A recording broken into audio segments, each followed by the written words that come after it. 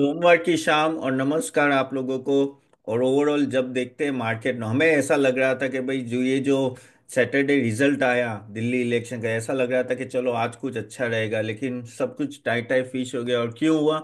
क्योंकि एक बच्चे के हाथ में झुंझुना आ गया है, वो है हमारे ट्रम्प साहब।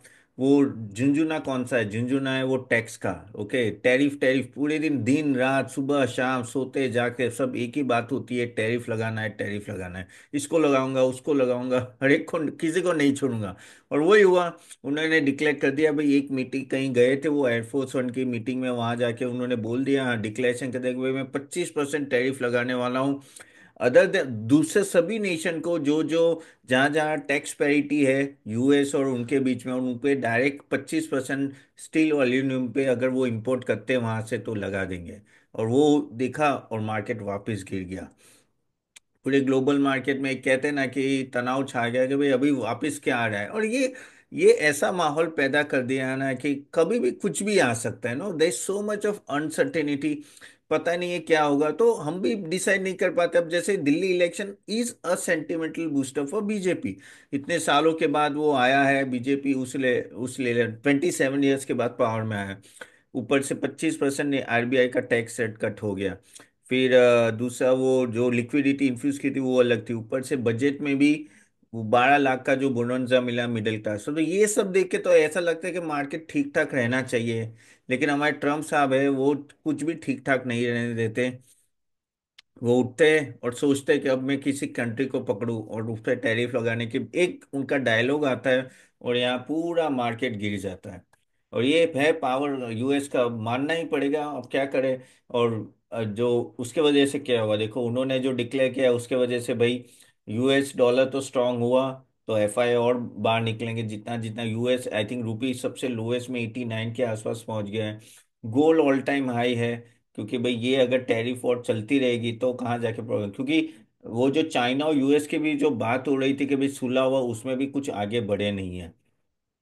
हमारे एक अच्छी चीज है, बाय द वे मैं बहुत सारे स्टॉक्स के बारे में बात करने वाला हूँ आज। ब्रिटानिया है, फिर कमिंस है, even Hero Honda, Bharti Airtel, then Ola के बारे में भी बात करेंगे। सबके रिजल्ट आए, कैसे रिजल्ट आए, आपको स्टॉक से में करना क्या है। काफी सारे क्वेश्चंस मुझे, और मैं आज सबके क्वेश्चंस भी लेने वाला हूँ guys. So eight the and जरूर बने रहेगा। और आपके कोई क्वेश्चन है प्लीज प्लीज कमेंट बॉक्स में जरूर डाल दीजिएगा। मैं कल के वीडियो में पक्का ले लूंगा, मैं ट्राई करूंगा जितने क्वेश्चन हो सके आज ले लूंगा। ठीक है, so anything, and do like and share this video to everyone, no without fail. And by the way जो हमारे नए मेंबर्स है, जो हमारे मेंबर्स है गाइस, एक विशेष सूचना। प्लीज, हमने एक म्यूचुअल फंड रिकमेंडेशन दिया था वीकेंड में, वो देख लीजिए। और आपको एक दो तीन स्टॉक रिकमेंडेशन भी ये वीक में आने वाले, तो कीप दिस इन माइंड। तो कीप योर मेल बॉक्स, या तो हमारे ऐप में जाके आप देख सकते हो। कमिंग बैक गाइस, चले बात करते हैं कि मार्केट के बारे में। अभी जैसे ट्रम्प साहब का जो डिक्लेरेशन है, तो हमारे मोदी साहब जा रहे हैं 12-13 फरवरी को, बहुत ही जल्दी मीटिंग कर रहे हैं। पहले ये मीटिंग थी नहीं शेड्यूल, उन्होंने थोड़ी जल्दी कराई ऐसा सुना गया है। और वहां जाके काफी सारे जो यूएस के प्रोडक्ट्स पे टैरिफ लगाते थे हम लोग ज्यादा, उस पे नीचे वो लोग ला रहे हैं। बजट में तो ऑलरेडी वो नीचे ला रहे हैं, और भी बातें चले कि वहां नीचे लाएंगे, सो दैट ट्रम्प साहब को भाई कह सके भाई हम लोग तो ठीक है, हम तो अच्छे बच्चे हैं, तो इस अच्छे बच्चे को पनिशमेंट मत दियो, बाकी सबको देना है तो दो।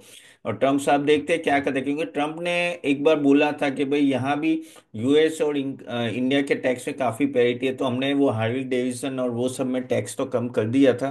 कुछ कुछ प्रोडक्ट और कुछ प्रोडक्ट्स जो लाइन अप है वहां भी कम करे, और अच्छी बात है, देखो गलत बात नहीं है। हमें हमको भी अपना देश को बचाना है, तो अगर मोदी साहब जाके बात करते हैं वहाँ तो कुछ फर्क पड़ेगा। हाँ, कुछ ये जो जिस तरह से लोगों को भिजवा गया, काफी सारे हमारे जो वो डंकी मूवी आई थी उस तरह से जो लोग पहुंच गए थे 100 लोग की जगह, जिनको वापस, तो उनके साथ जो व्यवहार हुआ वो अच्छा नहीं था। But this is how the US, no, वो कहते हैं हम पूरी दुनिया के दरोगा है, हमसे ही बनता है, तो उस तरह से वो बिहेव भी करते हैं। और ट्रम्प के अंडर तो सबको ऐसे बिहेव करते हैं। एक दो दो बड़े मसीहा है ऐसा तो लग रहा है अभी पूरे वर्ल्ड में, एक है ट्रम्प और एक है इलॉन मस्क भी पता नहीं कौन सी दुनिया में है। उनके भी हर रोज बयानबाजी, अगर आप, पता नहीं आप लोग ट्विटर में कभी उनको फॉलो करते हो कि नहीं। भाई मेरे ट्विटर में तो पता नहीं बंदे का हर 15 मिनट में एक पोस्ट आ जाता है।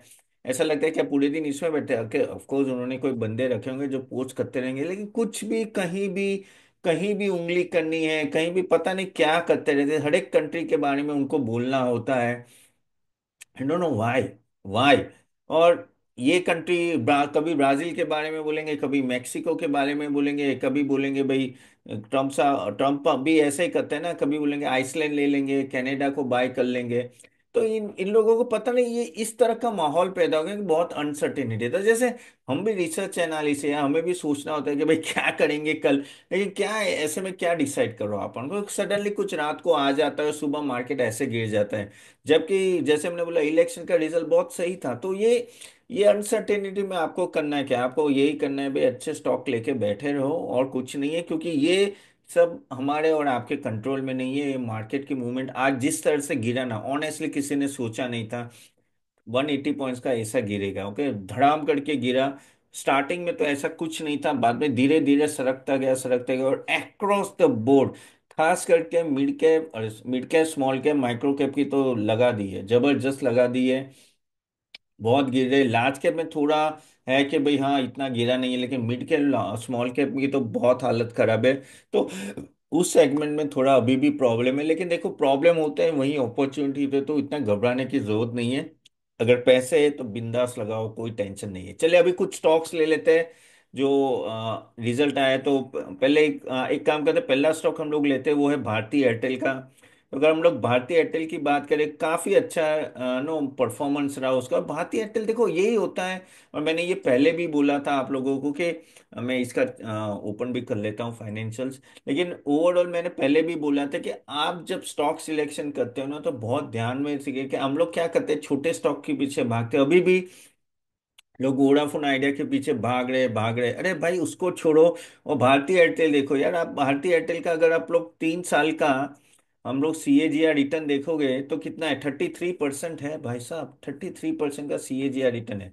5 years का 26% है। और क्या चाहिए आपको, लार्ज कैप स्टॉक।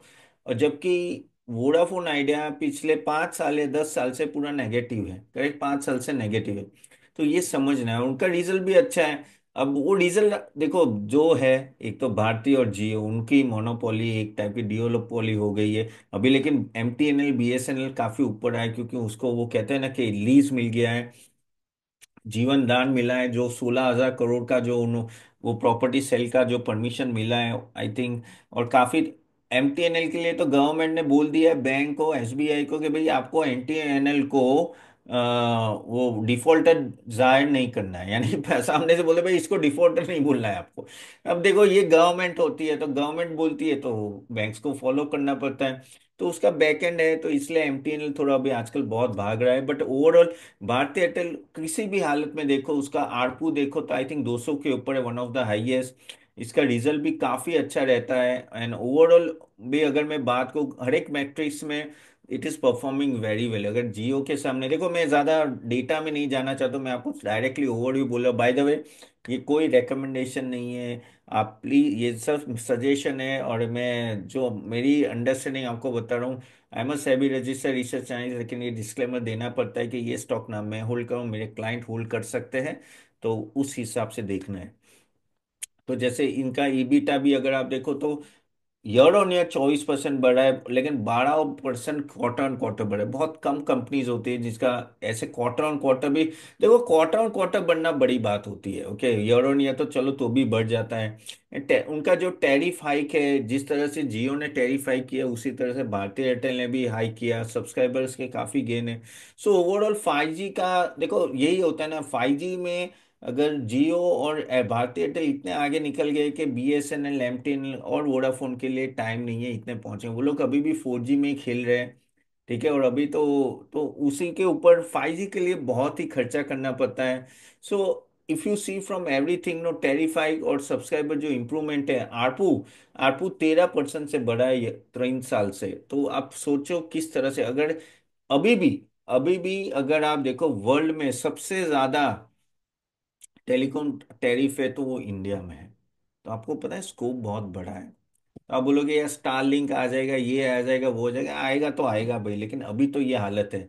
स्टारलिंक आएगा तो स्टारलिंक का फायदा कहाँ होगा आपको, कि जहाँ रिमोट एरिया में, जहाँ कोई आपको ये टावर भी नहीं मिले तो वहाँ फायदा हो जाएगा। लेकिन अगर आप ब्रॉडबैंड के साथ वो इंटरनेट है तो ब्रॉडबैंड काफ़ी फास्ट है, और वो फास्ट कर भी सकते हैं क्योंकि वो वायर ब्रॉडबैंड है। तो वहाँ उनको ये भारतीय एयरटेल को काफ़ी फायदा हो सकता है। एनीवेज, बढ़ाया स्टॉक काफ़ी बढ़ गया है, लेकिन ये ऐसे स्टॉक है ना कि over the time they may give you a much more decent return. चलो अब हम लोग दूसरे एक स्टॉक की बात करते हैं, बहुत ही इंपॉर्टेंट स्टॉक जो किसी और ही दुनिया में है। अगर हम लोग बात करें ऑटोमोबाइल्स, और वो है M&M। M&M भाई साहब पिछले एक साल में आई थिंक 90% बढ़ा होगा। बहुत ही अच्छा रिजल्ट, काफी अच्छा नो ईबीटा ऑलमोस्ट 4470 करोड़ का था, बहुत ही अच्छा था। एंड ओवरऑल अगर ग्रॉस मार्जिन थोड़ा नीचे आया है, लेकिन काफी सारे इसके ईवी के नो मॉडल्स लॉन्च होने वाले हैं। और वो ईवी के मॉडल्स पे ये अभी आई थिंक ये फेब्रुअरी एंड में ही उनके जो नए मॉडल है दो लॉन्च है, मुझे नाम याद नहीं, B6, वो पहले एल लाइन के साथ वो कॉन्फ्लिक्ट में था तो नाम चेंज किया था, दूसरा एक याद नहीं है, बट 25 लाख के ऊपर का वो है रेंज।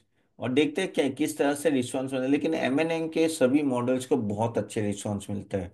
इवन जो अभी जो सीजन गया था फेस्टिवल सीजन में, सबसे कम अगर किसी ने डिस्काउंट दिया है तो M&M में दिया है। सो M&M क्योंकि उसकी डिमांड है, XUV 700 से लेके 500, उनकी सबकी डिमांड, थार, इन सबकी डिमांड बहुत ही अच्छी है। और दोनों पैसेंजर व्हीकल कंज्यूमर CV में भी अच्छा खासा कर रहे हैं लॉन्चेस। मेन ये है कि उन्होंने जो इलेक्ट्रिक व्हीकल में अच्छा झंडा डाला डाला है। अब ट्रैक्टर सेगमेंट में भी वो लोग कह रहे हैं कि आगे जाके अच्छा होगा। अब ट्रैक्टर सेगमेंट में वो बोल रहे कि काफी अच्छा फेस दिखने वाला है, इसके वजह से एक्सपोर्ट्स भी भागने लगा। ठीक है।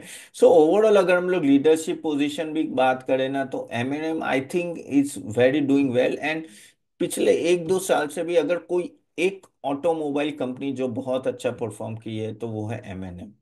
और ये चीज आपको ध्यान में रखनी है। M&M आई थिंक मारुति और M&M का रिजल्ट तो भी अच्छा रहा, टाटा मोटर्स का इतना खास अच्छा नहीं रहा था। इवन आज दूसरे भी रिजल्ट आए, अगर हम लोग ऑटोमोबाइल की बात, आज नहीं पहले आए थे, वो है हीरो होंडा। हीरो होंडा भी अगर आप देखो ना तो ओवरऑल ऑलमोस्ट 1470 करोड़ का EBITDA रहा, जो 8% का ग्रोथ था year on year. Quarter on quarter miss था, लेकिन तो भी ठीक था, कंपैरेटिवली ठीक था। हीरो होंडा ने भी अभी इस टाइम पे पिछले कुछ टाइम में उन्होंने काफी मोमेंटम पकड़ा है, स्पेशली टू व्हीलर में। इलेक्ट्रिक व्हीकल में काफी हद तक फायदा हो रहा है, और इलेक्ट्रिक व्हीकल में अभी और फायदा होगा क्योंकि ये जो टैक्स रेट कट का जो बूस्ट मिला है 12 लाख तक, तो जब भी किसी के पास देखो, उनके पास 50,000 से 1.5 लाख तक लोगों के पास हो जाएंगे, तो इलेक्ट्रिक व्हीकल में ऑफकोर्स टू व्हीलर में डिमांड बढ़ेगी।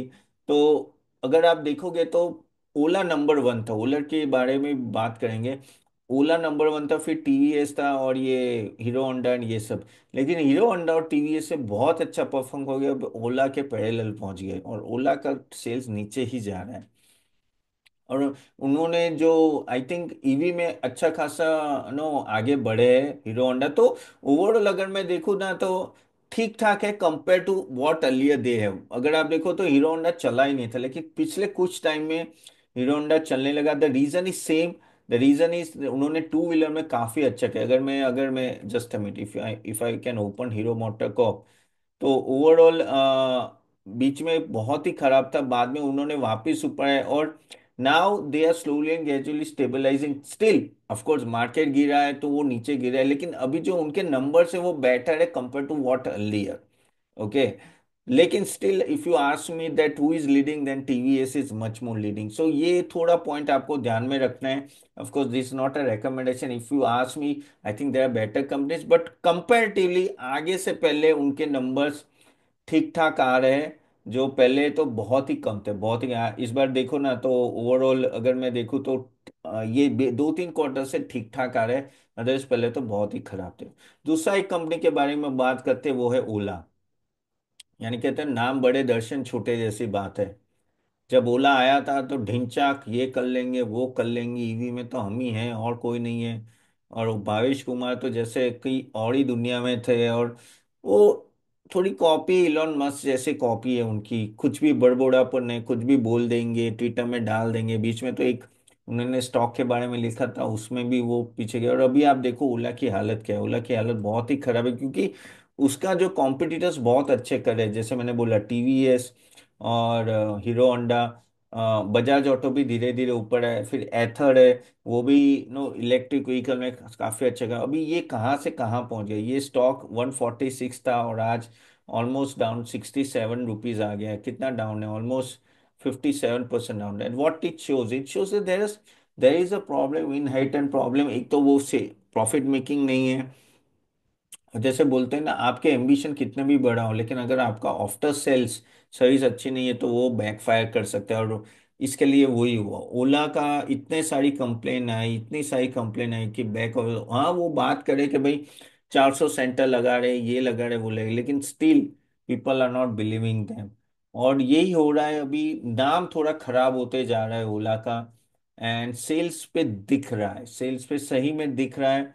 अगर अगर मैं बात करूँ तो देखो, जून जून 24 में उसका सेल्स था 1644 करोड़, सितंबर में 1200, और अभी 1000 करोड़, यानी अपने टॉप से वो 30% से नीचे आ गया है। Correct, 35% sales. That shows that he is losing grip. अब मार्केट को ये अच्छा नहीं लगा, एक तो आप ऑलरेडी लॉस मेकिंग हो, ऊपर से आपका सेल्स नहीं बढ़ा है, दैट में बैकफायर यू। हाँ वो बात करें कि हमारी खुद की बैटरी की फैक्ट्री लगी, ये वो, लेकिन जब तक रिजल्ट नहीं आएगा ना, no one is going to believe you. और उनका बेसिकली अगर लॉस भी देखो, लॉस भी वाइडन अप हो रहा है। So this is where the new age companies में थोड़ा आपको ध्यान में रखना है। सेम सिचुएशन क्या हुई, स्विगी की हुई। जैसे ही आईपीओ आया तो सब लोग कूद पड़े थे, ये लेते वो लेते। अभी एक डिसेंट आया कि आईपीओ के प्राइस पे आया, लेकिन जो उस तरह से रिजल्ट नहीं आया जिस तरह से लोगों ने सोचा था, और लॉस वाइडन हुए। लेकिन वहां क्या है कि वहां दो ही है, स्विगी और जोमेटो। हाँ जेप्टो भी है और ऑल दैट, लेकिन मार्केट बहुत बड़ा है। अभी देखना है कि किस तरह से ये कंपनीज रिकवर करेंगे, आगे जाके कैसे परफॉर्म करेंगे। रिकवरी बहुत ही इंपॉर्टेंट है, सेल्स बहुत इंपॉर्टेंट है बढ़ाना, और प्रॉफिटेबल रहना बहुत इंपॉर्टेंट। जो जोमेटो ने करके दिखा है ना, जोमेटो ने प्रॉफिटेबल होके दिया है कि भाई हाँ भाई अभी हम लोग प्रॉफिटेबल है। तो वही चीज जब तक ये लोग नहीं करेंगे तब तक no one is going to believe them. And this is where then the sales, and when the market is bad तब आपको उसके प्राइजेज में डायरेक्टली इम्पैक्ट दिखेगा। सो कभी भी हम लोग देखो, ऐसा नहीं है ये सब अगर कंपनी चल गई तो जबरदस्त रिटर्न दे सकती है, लेकिन you have to be careful. वो कहते हैं ना, कौन से घोड़े पे पैसे लगा रहे हो, बहुत सोच समझ के करो। ओके, या घोड़ा बीमार तो नहीं है ना, तो घोड़ा भागेगा ना सही, वो देखना बहुत ही जरूरी है। क्योंकि ये किसी को पता नहीं ये सब कंपनी आगे क्या करेगी, और इसलिए मार्केट उनको सर पे बिठाती हुई है, लेकिन सर से नीचे भी तुरंत ही उतार देती है, और वो भी ऐसे उतारती है, ऐसे जम करके। So keep this in mind whenever you are talking about this stocks, और whenever you analysing about this stock. क्योंकि बेसिकली ओवरऑल जो सर्विसिंग रिलेटेड इश्यूज जब तक इसके सॉल्व नहीं होंगे और वॉल्यूम पिकअप नहीं होगा, ओला का प्रॉब्लम ये चलता ही रहेगा। ओके, अगेन काफी सारे रिस्क भी है। चलिए अभी और एक कंपनी के बारे में बात करते हैं, और वो है ब्रिटानिया। ब्रिटानिया कंपेरेटिवली अच्छा रिजल्ट आया। आप बोले क्या अच्छा रिजल्ट है, 6% ईयर ऑन ईयर ग्रोथ है, उसमें क्या अच्छा है? इतना तो ग्रोथ किया, लोगों के तो 1-2% के फांप है। अगर HUL की बात करो, वो सब की बात करो ना, नेस्ले 1-2% दिखाते हैं। हाँ, लेकिन इनको प्रॉब्लम वही हुई कि ईबिटा थोड़ा डाउन चला गया, मार्जिन डाउन चला गया। क्यों? क्योंकि रॉ मटेरियल प्राइस ज्यादा थी, क्योंकि इन्फ्लेशन ज्यादा था।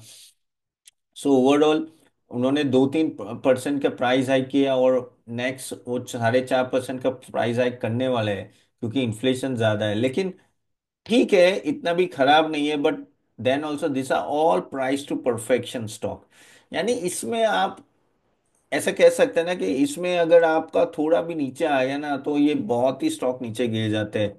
और ये क्या होता है कि ये बहुत ही मार्केट के डार्लिंग स्टॉक है। आज आज देखो मार्केट रिजल्ट ठीक था तो आज मार्केट में ये गिरा भी नहीं है। लेकिन ओवरऑल अगर आप देखो, 10 साल का कितना रिटर्न है, 17%, लेकिन 5 साल का 9%, 3 साल का 12%, 1 साल का है -1। यानी ये सब स्टॉक्स इस तरह से वैल्यूएशन पे आ चुके हैं ना कि यहाँ से आपको उस तरह का ग्रोथ नहीं दिखता है। अब आप बोलोगे यार तपन, वही ना मेरा कहने का मतलब कि यार अगर 6% से जीडीपी ग्रोथ होता है, तू भी 6% कर रहा है, तो फायदा क्या है? HUL नेस्ले तो 2-2 1-1% कर रहे हैं। उन लोगों ने 3 साल में कोई रिटर्न नहीं दिया है। तो आपको ऐसे स्टॉक करने हैं जो रेवेन्यू ग्रोथ कम से कम 12 15 20% हो, 20% के आसपास हो, तो आपको प्रॉफिटेबिलिटी में देखेगा। ये 3 से 6% सिर्फ आप डिविडेंड यील्ड के लिए लोगे तो वो थोड़ी, मुझे लगता है कि उसमें आप कमाओगे नहीं। तो ये चीज आपको थोड़ी ध्यान में रखें जब इस तरह के आप स्टॉक्स ना फेवर करते हो कि चलो ये स्टॉक्स लेते हैं, ठीक है। तो keep this in mind. And again not a recommendation guys, मैं आपको फैक्ट्स बता रहा हूँ गाइस, और आप, आपको लगता है तो आप जाके देख लो कि क्या होता है इन सब कंपनीज के बारे में। कंपनी सॉलिड है, फंडामेंटल सॉलिड, लेकिन प्राइस भी सॉलिड है। That is the problem we are facing with this type of company. और एक स्टॉक ले लेते हैं, वो है कैपिटल गुड्स का, वो है कमिंस। कमिंस ने बहुत अच्छा परफॉर्म किया है ओवरऑल कैपिटल गुड्स में, ठीक है। एंड रेवेन्यू ग्रोथ भी काफी अच्छा रहा, और आगे जाके भी नो, ये देखो, ये कमिंस की अगर मैं बात करूँ तो अपने, 1 minute I just show you how much it has fallen from the top. Cummins की अगर हम लोग बात करें तो टॉप से भी ये भी काफी गिर गया, क्योंकि कैपिटल गुड्स सभी गिरे हैं, ठीक है। 30% गिर गया, लेकिन और क्योंकि इनके पी रेशियो भी काफी बढ़ गए थे, 50 60 के ऊपर चले गए थे। जब अगर मैं बात करूं कमिंस की, तो इसका maximum P ratio almost yes 75 चला गया था, ठीक है। अभी वो 41 के आसपास है, और रिजल्ट भी ठीक ठाक है, इतना खराब भी नहीं है, ओके। एंड ग्रोथ भी ओके है। तो इन सब काफी सारे कैपिटल, इनका देखो, इनका रेवेन्यू अगर आप देखो ना तो एक पूरा 45 डिग्री एंगल दिखता है। अगर आप देखो प्रॉफिटेबिलिटी भी इस बार काफी अच्छी है ये। तो कुछ कुछ स्टॉक्स आपको इसलिए देखना है कि काफी सारे स्टॉक्स नीचे आ रहे हैं अपने टॉप से। कैपिटल गुड्स जो पहले वो कहते ना कि भाई ये सब चलेंगे, एबीबी ले लो, हिटाची ले लो, या ये कमिंस ले लो, और काफी सारे सीमेंट्स ले लो, बहुत ही अच्छे चले। और पावर इंडस्ट्री में तो काफी हद तक काफी हो रहा था उसमें, ठीक है। लेकिन ये जो फ्यूल इंजिन्स और फ्यूल पावर जनरेटर्स वो जब बनाते हैं ये लोग, तो ओवरऑल प्रॉब्लम नहीं है बिजनेस में, बस इनका प्रॉब्लम वही है कि कौन से वैल्यूएशन में एंटर कर रहे हो। तो आपको वैल्यूएशन फैक्टर यहाँ देखना है। मेरे हिसाब से कंपनी ठीक ठाक ही है, कोई दिक्कत नहीं है। आपको और अच्छे वैल्यूएशन मिले तो देख सकते हो, इनका R O R O C, overall EBITDA, और यहाँ से भी ग्रोथ मुझे ठीक ठाक लग रहा है। अगेन नॉट अ रिकमेंडेशन, थोड़ा नीचे आता है तो yes, many of the capital goods जो नीचे आ रहे हैं, जो 80 100 के पी में थे, अभी वो 40 50% तक गिर गए काफी सारे स्टॉक। अगर देखो किर्लोस्कर ऑयल, इसका जो कंपनी, वो 43, इवन एबीबी, और ये सब भी काफी गिर गए। तो इन सबको देख सकते हो, लेकिन थोड़ा नीचे आते ना, तब हर रोज हमेशा आप देखो। देखो ये क्या होता है कि एक साइकिल होती है, और ओवर वैल्यूएशन हो जाता है, फिर आपको थोड़ा राह देखना पड़ता है। Normally it will correct, and it will correct to come with core only, क्योंकि at the end of the day जिस तरह से परफॉर्मेंस होगा उसी तरह का वैल्यूएशन आएगा। तो ये सब थोड़ा ध्यान में रख सकते हो जब आप इस तरह के स्टॉक्स देखते हो। चले, तो ये सब कुछ स्टॉक थे। अभी हम लोग बात करते हैं आपके क्वेश्चंस के। बाय द वे, होप आपको ये वीडियो अच्छा लग रहा है। अच्छा लग रहा है तो do like it and share it to everyone. Please subscribe to our channel. और मैंने जैसे बोला, अगर आपको स्टॉक रिकमेंडेशन से दें तो हमारी सर्विस जरूर देखिए, where we are providing to everyone, okay. अच्छा, बाय द वे, आपको चाहते हो कि डेली आउटलुक मिले तो हम लोग ने लिंक दी है, मैसेज में दे दूंगा मैं, वो उसमें एनरोल हो जाए तो आपको डेली आउटलुक भी मिलेगा हमारे एंड से। चलिए, अभी मैं थोड़े बहुत सारे क्वेश्चंस आए हैं, ठीक है। सो 1 मिनट, कहाँ से बाकी है? हाँ, यहाँ से बाकी है, okay. We are the cool, thanks for the great video, thanks. Gaurav और पूछे सर, नारायण हृदय के एनालिसिस कीजिए प्लीज। नारायण ओवरऑल अच्छा स्टॉक है, मुझे पता है उस स्टॉक के बारे में। तो I think hospitals may do well from here, और ओवरऑल एक तरह से ना वो तेजी दिख रही है मुझे। तो मेरे हिसाब से आई थिंक ये स्टॉक ऐसा है ना, आई थिंक थोड़े लॉन्ग टर्म के लिए आप रख सकते हो, कोई दिक्कत नहीं है। क्वार्टरली रिव्यू करते रहना, but Narayan overall is a good stock, okay. Again please do your own research before investing, ठीक है। विवेक सर, मार्केट कब ऊपर जाएगा? मेरा बहुत लॉस हो गया है, प्लीज सर गाइड, एटलीस्ट कौन से स्टॉक में निकल गए, कौन से में फ्रेश बाई करें। अब मेरे पास निफ्टी 30 में के बहुत से स्टॉक हैं। अब विवेक, मैं वो तो बता नहीं पाऊंगा कौन से स्टॉक में निकले हो। आप चाहे तो हमारा रिकमेंडेशन सीरीज भी देख सकते हो, लेकिन मार्केट विल टेक टाइम। आज भी देखो ये क्या हुआ, ओवरऑल इतना लगा नहीं था कि इतना मार्केट गिरा, लेकिन गिर गया ना। तो this is what the market is giving you surprise every day. और किसी को पता नहीं, कर ट्रम्प ये बोल देगा और इसके बाद मार्केट ऐसा गिरेगा। ऑफ कोर्स आप बहुत सारे और भी रीजंस है, जो quarterly results and all that, लेकिन जब इतनी अच्छी सारी न्यूज आई पिछले एक वीक में, लिक्विडिटी इतनी सारी आ गई, आरबीआई रेट कट हो गया, बजट में बड़ा अनाउंसमेंट आ गया, दिल्ली में बीजेपी जीत यानी चार अच्छी चीज हो गई पिछले 10-15 दिन में, तो भी मार्केट ऊपर नहीं जा रहा है। दैट मीन्स कुछ तो है, एफआई की सेलिंग भारी पड़ रही है। Where to wait till the dust settle. तो थोड़ा सेटल होने देते हो फिर आप देखो, क्योंकि भाई मैंने जैसे स्टार्टिंग में बोला ना कि बच्चे के हाथ में खिलौना आ गया है, हमारे ट्रम्प ट्रम्प साहब के हाथ में ये झुंझुना आ गया है, तो बचाते रहेंगे वो टैरिफ का झुंझुना। भूपेंद्र चंद्रानी 501 बोले मार्केट का बबल फट गया, अब दिल्ली इलेक्शन के बाद ही की बात करें। हाँ, क्या भूपेंद्र जी, मैं वो तो सही बोल रहे हो, आपके जो ओवर वैल्यूएशन था 26,000 लेवल पे, और जीडीपी इतना परफॉर्म नहीं करी थी, लेकिन हमारा मार्केट ही वन वे रैली चल रहा था, तो वो तो फटा। लेकिन अभी वो जिस लेवल पे, यहाँ से मुझे ऐसा लग रहा है कि बहुत नीचे नहीं जा सकता। हाँ, 500 1000 पॉइंट निफ्टी हो सकता है, लेकिन सेलिंग थोड़ी कम होगी यहाँ से भी। कुछ ना कुछ लेवल पे वापस बाइंग आ गई, लेकिन हाँ, जो 26,000 पे, जो 26,300 के पास आस गया था, जो एफआई ने कॉल लिया था कि भाई मार्केट इज ओवर वैल्यूड, वो उस तरह से अपने लेवल पे सही थे, और उन्होंने दबा के पैसा कमाया शॉर्ट करके। So you are right on that part. Sir, discuss on Kama holding के बारे में 1 मिनट में देख लेता हूँ। कामा होल्डिंग, ये कामा होल्डिंग तो कोड इन्वेस्टमेंट कंपनी है। अरे यार, कोड इन्वेस्टमेंट कंपनी में ना नॉर्मली इन्वेस्टमेंट नहीं करना चाहिए, ये इतना कमा के नहीं देती, और बहुत स्पेक्यूलेटिव होती है। और नाम से ही कामा होल्डिंग है, तो ये स्मॉल कैप है। यही है कि नहीं यार, देख के तो कुछ खास लग नहीं रहा है। ठीक है, स्टॉक प्राइस ग्रोथ है 10 साल में, 3 साल में कुछ नहीं है, 1 साल में भी नहीं, और इस साल तो नो, थोड़ी हालत टाइट है मेरे हिसाब से। I think you should avoid this type of stock. किसने पूछा है? बालाजी प्रभु। सो मेरे एंड से अवॉइड है। ऑफकोर्स आप खुद अपना रिसर्च कर सकते हैं, करने whatever you do before that. Sajjal Sarkar बोल रहे, sir I want to know about Bharat wire ropes limited stock analysis. Okay, Bharat Bharat okay, 1 minute, हाँ, 1 minute, I am just opening that. So Bharat की भाई, Bharat wire ropes. Okay, Bharat wire ropes, ये भाषा बहुत गिरी है नीचे, वो ऑलमोस्ट 50% गिरा हुआ है ओवरऑल। अगर मैं देखूँ तो रिटर्न 5 साल का तो ठीक है, सेल्स प्रॉफिट ग्रोथ भी ठीक ठाक ही है। हाँ, ये अभी से डिफरेंट, पीछे 2 3 क्वार्टर से बहुत खराब रिजल्ट आ रहा है। एक आध क्वार्टर देखो यार, लेकिन अभी से खराब रिजल्ट आने लगा है, ये साल अच्छा नहीं रहा है। ये क्वार्टर दिसंबर का भी आ गया, वो इतना अच्छा नहीं था। अगर रहना है तो एक वीक, एक क्वार्टर और देखो, मुझे ज़्यादा डिटेल पता नहीं है, लेकिन अगर अब नहीं आया ना, then you have to take a decision. हाँ, क्योंकि अभी ये उस तरह का रिजल्ट नहीं आ रहा है, तो थोड़ा बी केयरफुल। भानु प्रताप बोले कि sir what to do with Suzlon I am holding. See, at the end of the day Suzlon, अभी तो रिजल्ट अच्छा आया था इसका, और रिन्यूएबल्स में थोड़ा अभी प्रॉब्लम चल रहा है, आप लोगों को भी पता है, मैंने काफ़ी सारे वीडियोस में भी बोला था।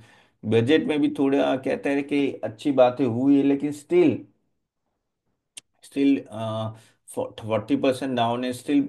Renewables are not out of the wood, so थोड़ा केयरफुल लेके आपको इन्वेस्ट करना है इन सब कंपनीज में, क्योंकि ये सब कंपनीज ना, that will take some time to recover. So थोड़ा केयरफुली लीजिए, बट स्टॉक अच्छा है, लेकिन वही है कि काफी बढ़ चुका है, तो it will take some time.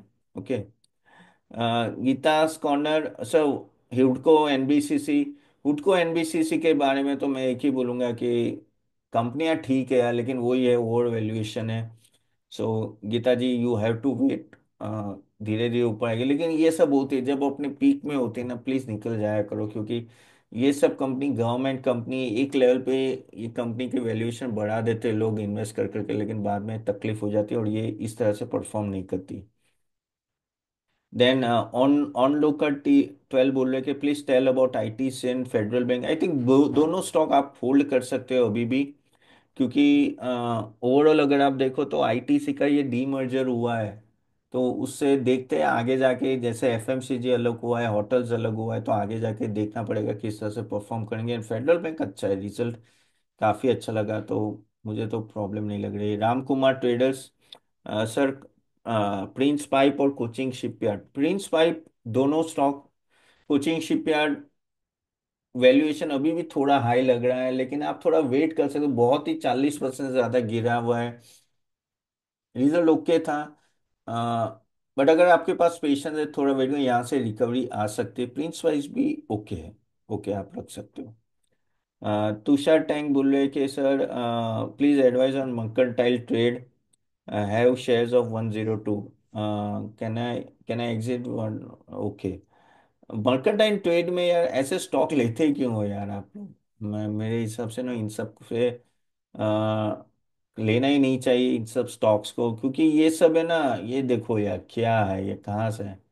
बाप रे, 105 का 20 हो गया, क्यों लेते हो यार? क्यों क्यों क्यों? Again I am asking, 31 crore का है। पता नहीं, ये सट्टे वाला स्टॉक है, बढ़ेगा तो बढ़ेगा, नहीं तो नीचे, तो यार ये फंस गए हो आप। मेरे हिसाब से तो नहीं रहना चाहिए तुषार टैंक जी, जब भी टाइम मिले, जब भी अपॉर्चुनिटी, प्लीज निकल जाओ। अनिल दो Gupta, sir difficult to understand market action as budget RBI did not give cheers to market. देखो, ओवरऑल जो मार्केट ने सोचा था उस तरह से बजट भी आया है, आरबीआई भी आया, आरबीआई ने भी 25 बेसिस पॉइंट कट किया, अभी उससे ज्यादा ग्लोबल फैक्टर ही अपने पे हावी हो जाता है। ट्रम्प का एक स्टेटमेंट इन सब चीजों पे हावी हो गया, तो यही चीज है। डॉलर स्ट्रांगर हो रहा है तो हमारे लिए प्रॉब्लम ही प्रॉब्लम है, तो क्या करेंगे? तो government will do from themself whatever they can do. अब यहाँ से मेन चीज है कि अपनी अर्निंग कैसी आती है। अर्निंग सब कुछ ठीक होगा तो सब ठीक होगा, नहीं तो तब तक प्रॉब्लम ही प्रॉब्लम।